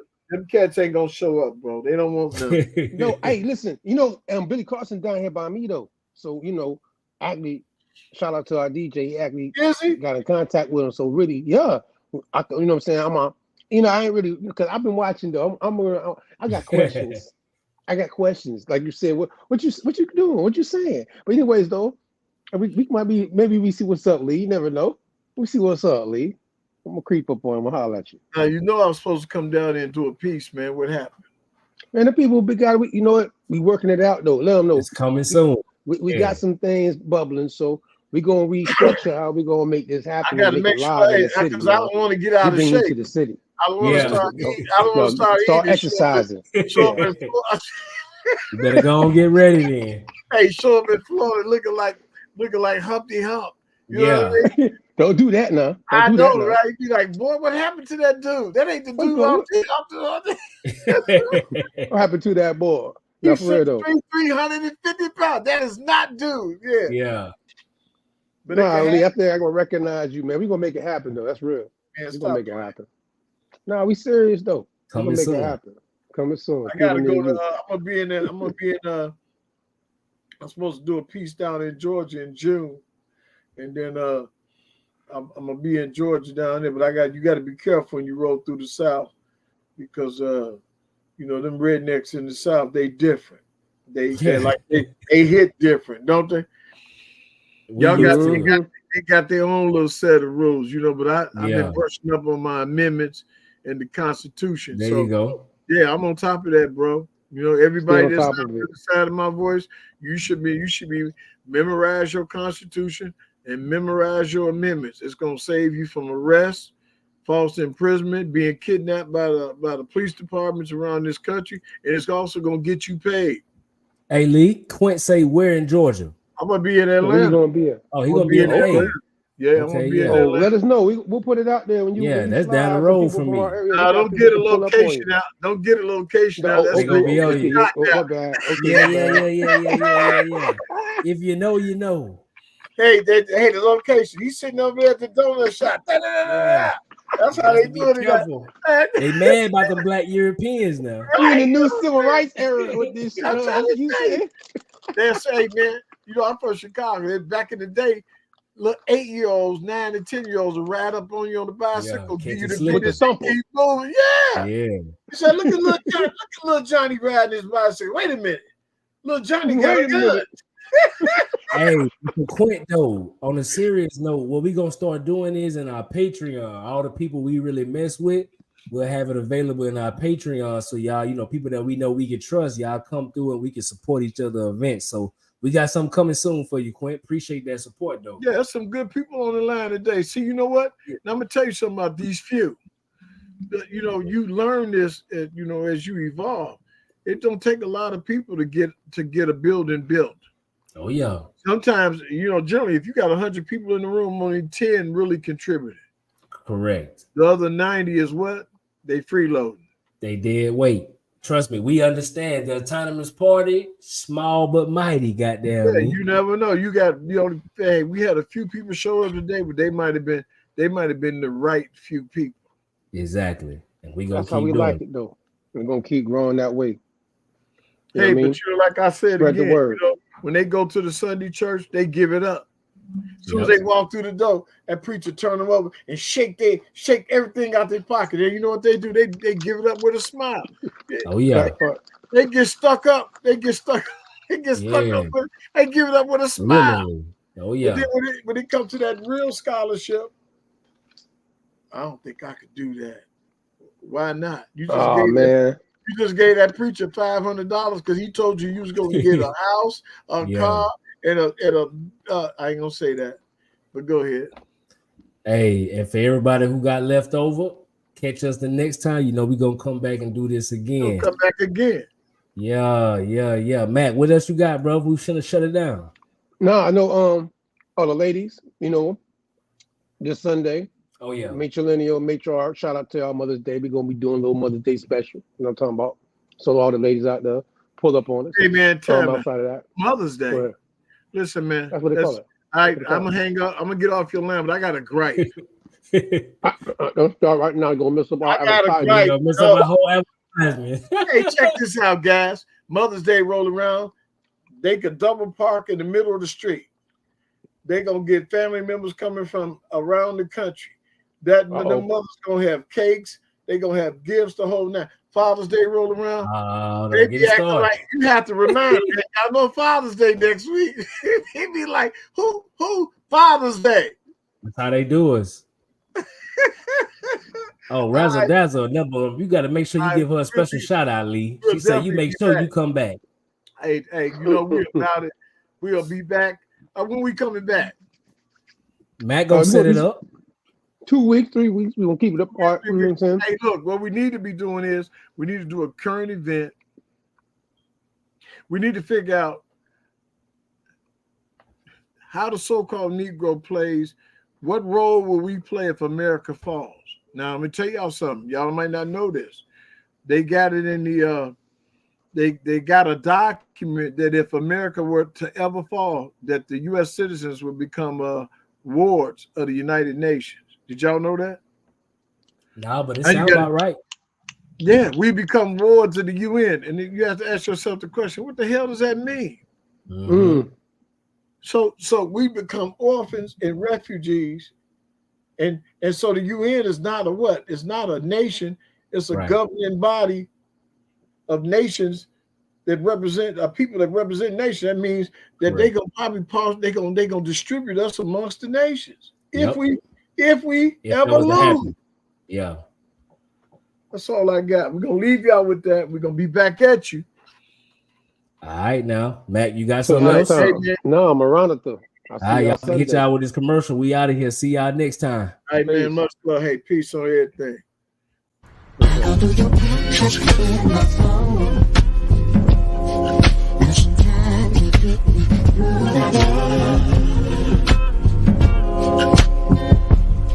Whenever I start to feel alone,